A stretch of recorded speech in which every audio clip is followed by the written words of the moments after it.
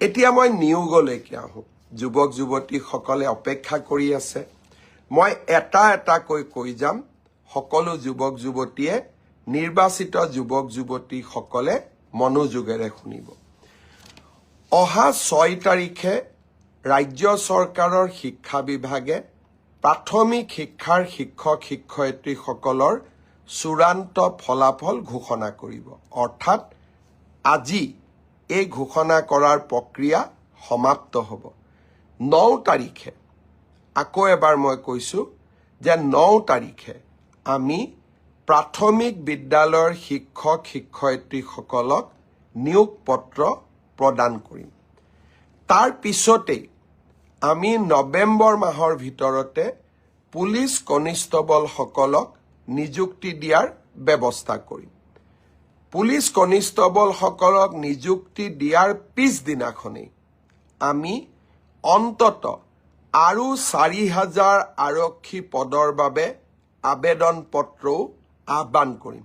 অৰ্থাৎ নিযুক্তিৰ পৰম্পৰা আমি চলাই ৰাখিম, যাতে অসমৰ যুৱক যুৱতী কেতিয়াও আশাহত হ'ব নালাগে। এডিআৰই 3য় বৰ্গ আৰু 4ৰ্থ বৰ্গ এই পৰীক্ষাৰ এটা প্ৰক্ৰিয়া আছে।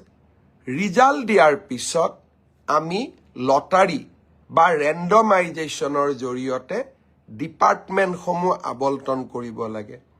ডিপাৰ্টমেণ্টসমূহ আবণ্টন কৰাৰ পিছত ডাইৰেক্টৰেটবিলাক আবণ্টন কৰিব লাগিব। আৰু ডাইৰেক্টৰেটবিলাক আবণ্টন হোৱাৰ পিছত আমি তেওঁলোকক ইণ্ডিভিজুৱেল পষ্টিং দিব লাগিব।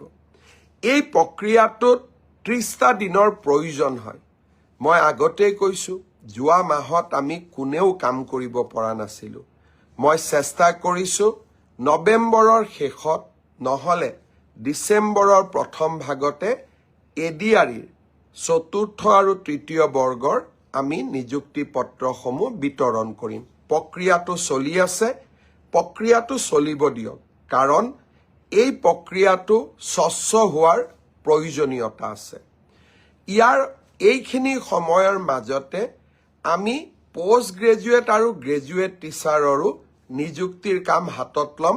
আপোনালোকে দিয়া অপশ্যন অনুসৰি আপোনালোকক যাতে আমি নিযুক্তি দিব পাৰোঁ, তাৰ বাবে শিক্ষা বিভাগে ইতিমধ্যে কাম হাতত লৈছে। মই খুব সোনকালে আপোনালোকক নিযুক্তিৰ তাৰিখটো জনাম। স্বাস্থ্য বিভাগৰ নিযুক্তিও এই মাহতে আমি প্ৰদান কৰিম। চাহ বাগিচাৰ সমাজখনৰ বাবে